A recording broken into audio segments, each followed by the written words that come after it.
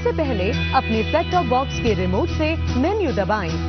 उसके बाद इंस्टॉलेशन में जाएं, फिर स्क्रीन पर दिख रहे टीपी लिस्ट को सेलेक्ट करें और फिर frequency 11090 megahertz, symbol rate 29500, polarity V save करके सेव का बटन दबाएं।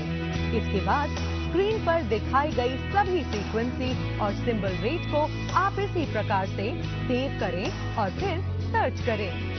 ध्यान रखें कि आपको अपनी डिश को नहीं हिलाना है। तो लीजिए, अब आपका डीडी फ्री डिश का सेट टॉप बॉक्स तैयार है आपको पहले से भी ज्यादा चैनल्स के मजे देने के लिए, और वो भी बिना किसी मासिक शुल्क के।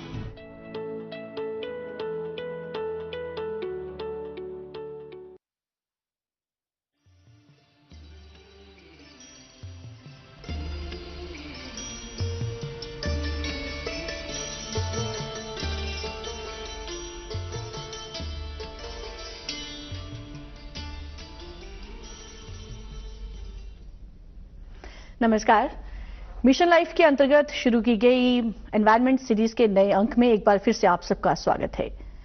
दर्शकों, हम अपने जीवन को हरा भरा देखना चाहते हैं और जीवन को हरा भरा देखने के लिए हमें अपने आसपास भी हरियाली चाहिए, और हरियाली के लिए हमें पेड़ पौधों का रोपण करना बहुत जरूरी है। यदि हम अपने पर्यावरण को भी संरक्षित करना चाहते हैं तो भी हमें पेड़ पौधों का रोपण करना ही पड़ेगा, और सिर्फ पेड़ पौधों का रोपण नहीं करना है बल्कि हमें पेड़ पौधों का संरक्षक भी बनना पड़ेगा। हम किस तरह से संरक्षक बन सकते हैं, किस तरह से हम एक एक पेड़ को अपना सकते हैं और किस तरह से उनकी परवरिश एक बच्चों की तरह कर सकते हैं और उनका ध्यान अपने घर के बुजुर्गों की तरह रख सकते हैं, इसी पर चर्चा करने के लिए आज हमने अपने कार्यक्रम में आमंत्रित किया है डॉक्टर शशिकांत लखनपाल जी को, जो कि डिविजनल नोडल ऑफिसर हैं eco clubs and herbal garden. सबसे पहले तो डॉक्टर साहब, आपका हमारे कार्यक्रम में स्वागत है। और इसके साथ ही शुरुआत में आपसे जानना चाहेंगे कि हमारे माननीय प्रधानमंत्री श्री नरेंद्र मोदी जी का विजन मिशन लाइफ, जिसको कि आज पूरी दुनिया जो है अप्रिशिएट कर रही है और देश अपना भी रहे हैं, हम ये जानना चाहेंगे कि जब हम पर्यावरण को संरक्षित रखने की बात करते हैं तो आप हर्बल गार्डन्स पर बहुत जोर दे रहे हैं। तो ये हर्बल गार्डन्स बेसिकली है क्या, और ये किस तरह से पर्यावरण के संरक्षण में सहायक है? मैम, देखिए कि जो हमारा भारतवर्ष है और विशेषकर जम्मू कश्मीर, ये हर्ब्स के लिए जाना जाता रहा है। हालांकि जो एलोपैथिक पैथी है वो भी इलाज करती है, लेकिन सदियों से जब से मानवता का सभ्यता का विकास हुआ है तो जो बीमारियों के इलाज थे वो इन हर्ब्स के द्वारा ही किए जाते थे, और जम्मू कश्मीर उसमें प्रमुख रहा है क्योंकि हम हिमालय के कदमों में चरणों में रहते हैं। तो ये जो एक पद्धति थी जो धीरे धीरे विलुप्त होती जा रही थी, आधुनिकता के जो विकास की दौर में हम पड़े हैं तो एलोपैथी ने उसको बिल्कुल डोमिनेट कर लिया था। अब वो पद्धति, क्योंकि सरकार या कोई भी एक पैथी हमारे सभी बीमारियों का या सभी लोगों का रक्षा सुरक्षा नहीं कर पाती है, ये सब मिलकर जो पैथीज थी वो करती थी, और तभी मानवता जो है वो आगे बढ़ रही थी। और कहीं ना कहीं जो हर्बल हर्ब्स जो थी उनको थोड़ा सा पीछे हो रही थी वो। अब उसको हमने जब ये सोचा, हम बुजुर्गों से देखते थे कि गांव में जा कहीं कोई कुछ जड़ी बूटी से कोई इलाज करता है, तो वो चीजें हमारे दिमाग में, हमारे मानस पटल में बचपन से रही। जब हम इस क्षेत्र में, शिक्षा के क्षेत्र में आए, तो हमें लगा कि ये तो बहुत महत्वपूर्ण चीज है। बहुत सारी ऐसी बीमारियां जिनका इलाज हम, जो हमारी किचन है वो भी एक पूरी दवाइयों की दुकान होती है। हमारी माता, हमारी दादी उसका इलाज करती थी। जब छोटी मोटी कोई प्रॉब्लम समस्या हो जाती थी तो उसका इलाज होता था। तो ये सारी हर्ब्स जो हमारी किचन गार्डन में भी होती थी, ज्यादातर गाँव में या शहर में भी जो थोड़ी सी जगह हमारे पास होती थी, हम उसमें कुछ औषधीय पौधे लगाते थे। तो ये सारी चीजें हमारे दिमाग में थी। तो इन चीजों को हमने कहा कि जो बच्चों के पास जाना चाहिए, क्योंकि बच्चों के पास जब आता है तो पूरे परिवार में जो वो विलुप्त होती ये जो चीज थी उसको हम ला सकते थे दोबारा। पेरेंट्स भी उसके साथ जुड़ जाते हैं और समाज भी उसके साथ जुड़ जाता है। तो हमने एक प्रयास किया कि 2015-16 में हमने हर्बल गार्डन स्कीम को स्कूल्स में इंट्रोड्यूस कराया। तो उसमें हमें काफी सफलता मिली, और आज भी हमारे पास 800 से ऊपर जो हर्बल गार्डन्स हमारे स्कूल्स में हैं। सिर्फ इससे मैम हमने क्या किया कि वो हर्ब्स जो आसपास रहती हैं जो आपके आसपास कहीं उगती हैं, जो कहीं गांव में किसी से पूछ सकते हैं या शहर में किसी से पूछ सकते हैं कि इससे ये फायदा होता है, वो हर्ब्स हमने वहाँ उन हर्बल गार्डन्स में एस्टेब्लिश की। और उसकी जो फंडिंग है वो सरकार के समग्र शिक्षा जो हमारा डिपार्टमेंट है उसकी तरफ से हमें मिली, और पोल्यूशन कंट्रोल बोर्ड जो है वो जम्मू कश्मीर जो है वो उसको हमें ग्रांट देता रहा है। तो ये इसे हमें इतनी सफलता मिली है कि ये घर घर में ये चर्चा होने लगी कि कोई हर्बल गार्डन्स होते हैं, कोई हर्ब्स हैं, और बच्चे भी इसमें बहुत इंटरेस्ट लेने लगे। बच्चों को पहले से जानकारी थी, जब वो अपने पेरेंट्स के साथ डिस्कस करते थे तो उनको काफ़ी और जानकारी मिलती थी। इस तरीके से जो हमारा वो मिशन था वो उसको पंख लगने लगे। तो वो सफलता हमारी ऐसे बढ़ी कि अब वो कॉलेज में भी हर्बल गार्डन्स, पहले बोटेनिकल गार्डन नाम से बनते थे, उसमें भी हर्बल गार्डन की चर्चा होने लगी। तो हम लगभग जम्मू कश्मीर जो है वो उस क्षेत्र में, एक तो संरक्षण हुआ उन जड़ी बूटियों का, बिल्कुल। दूसरा वो जो हमारा एक ट्रेडिशनल नॉलेज था उसका हमने संरक्षण किया, हमें उस बचाने में सफल रहे हैं किसी हद तक। एक और मैम ऐसी बात है कि हमने जो हमारे स्कूल्स थे वो भी हरे भरे हो गए। अब हमने जो, अगर हम ग्रीन ऑडिट करें, उस ग्रीन ऑडिट में क्या होता है कि कुछ एरिया, कुछ प्रतिशत एरिया हम हरा भरा रखने में सक्षम हुए हैं। तो जब कोई, जैसे मान लो पहले 20% था, जब हर्बल गार्डन आए तो 30 से 40% वहां का जो है वो एरिया जो है वो हरा भरा हो गया।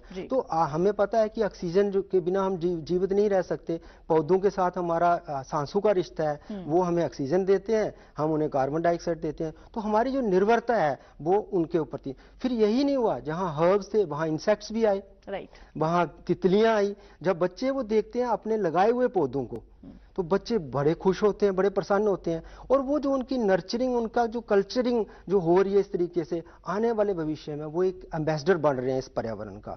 तो यही मंशा हमारे माननीय प्रधानमंत्री जी की है, यही मंशा यूनाइटेड नेशन एनवायरनमेंट प्रोग्राम की है, यही मंशा हमारे डायरेक्टरेट ऑफ स्कूल एजुकेशन और स्कूल एजुकेशन डिपार्टमेंट की है, जिनके तत्वाधान में हम ये कार्य कर रहे हैं। मुझे इस सेवा करने का मौका मिला क्योंकि मैंने भी ये सीखा था, क्योंकि मेरा सब्जेक्ट भी रहा है, और मैंने वो जो नॉलेज जो मुझे मेरे पास था उसको मैंने बच्चों तक लाया है। और सिर्फ यही नहीं किया मैम, हमने टीचर्स को ट्रेन किया है, हमने वहां के प्रिंसिपल्स को ये जानकारी दी है कि कैसे हर्बल गार्डन एस्टैब्लिश किया जा सकता है और कैसे क्या क्या पौधों के महत्व रहते हैं, कौन कौन से पौधे हम कर सकते हैं। और कुछ लोग तो इसको, जैसे हमने ये मिशन 2015-16 में शुरू किया था, कुछ बच्चे तो इसको एज ए प्रोफेशन ले गए हैं। कुछ बच्चों ने लेमन ग्रास की खेती करना शुरू कर दी है, क्योंकि मंकी मेनेज की वजह से उनकी जो पहले की जो खेती बाड़ी थी वो बंद हो गई थी, जैसे मक्की लगाना या कनक लगाना, उसकी जगह उन्होंने लेमन ग्रास लगाना शुरू कर दिया, लेवेंडर लगाना शुरू कर दिया। और वो जब कहते हैं नहीं वो हर्बल गार्डन स्कीम से हमने देखा था कि लेवेंडर, लेमन ग्रास जो है वो इसका इतना फायदा है, इसका तेल जो है, तो एक किस्म का रोजगार भी उससे उत्पन्न हुआ। तो ये मतलब मैं कहता हूं कि बहुमुखी इससे विकास हुआ। सिर्फ हमारे जो बुजुर्ग थे उसी ट्रेडिशन को हमने कोशिश की है, प्रयास किया लाने का, मॉडर्न टेक्नोलॉजी के साथ हमने उसको प्रयास किया। जी डॉक्टर साहब, जिस तरह से अभी आपने हर्बल गार्डन्स का बताया है कि बच्चों की जो मानसिकता है वो भी इससे जो है बदल रही है और बच्चे जो है इसको रोजगार का साधन जो है वो भी बना रहे हैं। तो हमने देखा है कि ये जो मानसिकता बदल रही है, इसमें स्कूलों में, इवन कॉलेजेस में भी हमने देखा है कि जीवन शैली जो है, हमारा जो लाइफस्टाइल है उसमें भी बदलाव आ रहा है। कि पहले जो हमारे बच्चे देखते हैं कि हमारी जिंदगी इस तरह से चलनी चाहिए, अब उनका नजरिया जो है वो बदल रहा है। तो आपको क्या लगता है कि ये हर्बल गार्डन्स का कंसेप्ट जो है ये किस तरह से उनकी जिंदगी में बदलाव ला पाया है, उनकी रोजमर्रा की दिनचर्या में बदलाव ला पाया है? मैम निश्चित रूप में बदलाव ला पाया। जब हम पर्यावरण में रहते हैं, जब हम पौधों के बीच में रहते हैं, जब हम जीव जंतुओं के बीच में रहते हैं, क्योंकि हम एक दूसरे के ऊपर पूर्ण रूप से निर्भर हैं।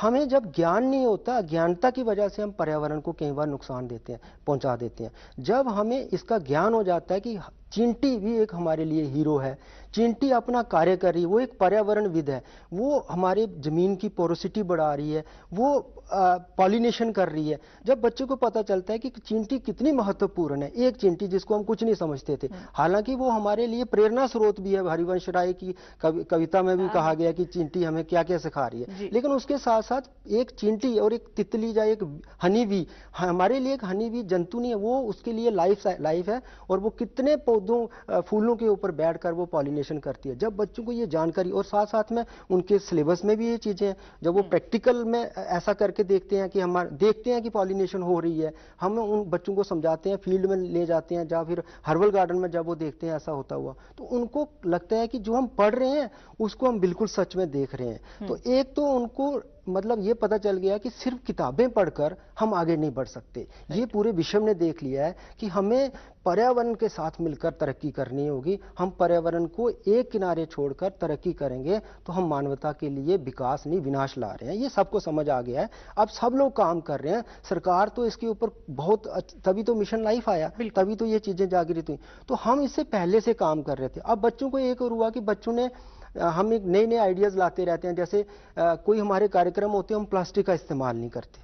हमारे स्कूल्स में फालतू में जो लाइट्स हैं वो नहीं जलती हैं, फैन जो है वो एकदम बंद हो जाते हैं। तो हम बिजली बचा रहे हैं, हम पानी बचा रहे हैं, हम पौधों की संरक्षण, हम सिर्फ पौधे लगा नहीं रहे, पौधों को बच्चों को एक कंसेप्ट दिया कि लगाना है, उसको बचाना है। जब तक वो स्कूल में रहता है उसकी देख रेख करता है, और जब वो कभी अलुमिनाई बन के स्कूल में आएगा, कभी आते हैं कुछ बच्चे, जैसे रणवीर हाई सेकेंडरी स्कूल में मुझे पता चला कि बच्चे आए तो बड़े प्रसन्न होते हैं, वाह ये पौधे हमने लगाए थे। जब किसी बच्चे को ये पता चलेगा कि इस समय अमलतास की फूल जब खिलता है तो उसकी जो ऑरा, जो खुशी होती है, वो बच्चा स्वतः वो समझेगा कि मैं भी विलियम वर्ड्सवर्थ बन सकता हूं, उसने भी शायद प्रेरणा ली थी, तो हम भी प्रेरणा ले सकते। तो उनके अंदर जो गुण हैं बच्चों के अंदर, वो स्वतः इन पर्यावरण के अंदर, जब पर्यावरण के साथ रहते हैं वो बाहर आते हैं। तो लाइफस्टाइल भी तो बदल रहा है। जब पर्यावरण के साथ रहेंगे उनकी तरक्की, उनका विकास ज्यादा होगा, तनाव नहीं होगा, स्वच्छता आएगी। जब ऑक्सीजन की कमी रहती है, एयर क्लीन रहेगी, पोल्यूशन नहीं होगा, सब अच्छा होगा, तो बच्चों का तो विकास होना ही होना है। क्योंकि हम सिर्फ किताबों में बैठकर जो आप बच्चा अपना टाइम मोबाइल में बहुत ज्यादा स्पेंड करता है, तो वो उसकी स्वास्थ्य भी खराब हो रहा है। जब वो कुछ हाथ से करता है तो उसके स्वास्थ्य की रक्षा भी होती है। तो अपना समय जो है वो उस तरफ दे सकता है। डॉक्टर साहब, एक आप जो बात बहुत बार बार कहते हैं कि प्रत्येक व्यक्ति को, हम कहते हैं पेड़ लगाना चाहिए, तो आप कहते हैं पेड़ लगाना नहीं है, उसके लिए ब्रांड एम्बेसडर भी बनना है और उस पेड़ को बचाना भी है। तो ये बताइए कि ये कॉन्सेप्ट क्या है और किस तरह से हर कोई व्यक्ति जो है वो ब्रांड एम्बेसडर बन सकता है? मैम, हमने एक प्रयास किया कि हर बच्चा या हर व्यक्ति कोई एक पौधे जो उसकी पसंद का है उसको वो अडॉप्ट करे जीवन में, कि भाई ये पौधा जो है इस नस्ल का पौधा, जैसे मान लो मैंने अमलतास या गुलमोहर की बात की या पारिजात की बात की, मैं खुद व्यक्तिगत रूप से पारिजात का ब्रांड एम्बेसडर हूं।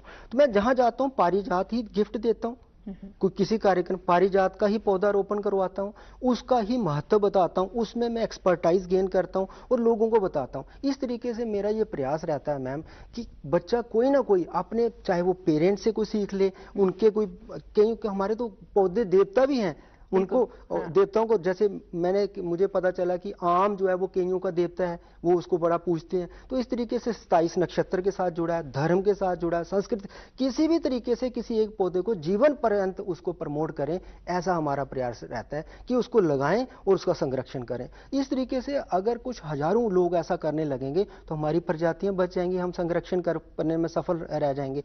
और एक और हमारा मैडम ये रहता है कि हम एग्जॉटिक प्लांट, जो विदेशी पौधे, उनको हम डिस्करेज करते हैं। वो हमारे लिए बहुत थ्रेट रहती हैं, चाहे वो कांग्रेस जो पार्थीनियम है, कैरेट ग्रास है, वो रहा, चाहे हमारा लैंटेना कैमरा रहा, और भी पौधे ऐसे रहे जैसे अकॉर्निया क्रैबिसेप्स है, जिसको टेरर ऑफ बंगाल कहते हैं। ये हमारे लिए खतरा पैदा करते हैं, हमारी जो पहले से बायोडाइवर्सिटी है उसको बहुत नुकसान पहुंचाते हैं। तो जो हमारे पहले से देशीय पौधे हैं, जो एंडेमिक प्लांट्स हैं, जो हमारे पहले से भारतीय पौधे हैं, उनका संरक्षण करें तो हमें बहुत सारा रह जाएगा। एक जी, जिस तरह से आज आपने हमें इतनी महत्वपूर्ण जानकारी दी है, तो हमें लगता है कि सब लोग जो है इस समय आपकी बात को ध्यान से सुन रहे हैं और अपने जीवन में सोच भी रहे हैं कि हम इन बातों को अपनाएं और हम लोग भी एक एक पौधे के लिए ब्रांड एम्बेसडर जो है बन जाएं।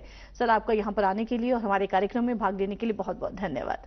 धन्यवाद। दर्शकों, आज हमने बात की है डॉक्टर शशिकांत लखनपाल जी से, और एक बात जो दिल को छू गई कि हर एक पौधे को लगाना नहीं बल्कि उसके संरक्षण के लिए उसका ब्रांड एम्बेसडर बने, और वही पौधा हर जगह, जहां कहीं भी आप किसी कार्यक्रम में जाते हैं, उसी के बारे में बात करें। उसी पौधे को आप दूसरे को एज ए गिफ्ट भी दीजिए और उसी पौधे का रोपण जो है हर जगह करवाइए। अगर प्रत्येक व्यक्ति इस तरह से करेगा तो वो दिन दूर नहीं होगा जब हमें अपने आसपास हरा भरा माहौल ही मिलेगा। इसी उम्मीद के साथ कि सब लोग इस तरफ अपनी तवज्जो देंगे, ध्यान देंगे, हम आज का ये कार्यक्रम यहीं पर समाप्त करते हैं। आप सबका कार्यक्रम देखने के लिए बहुत बहुत धन्यवाद।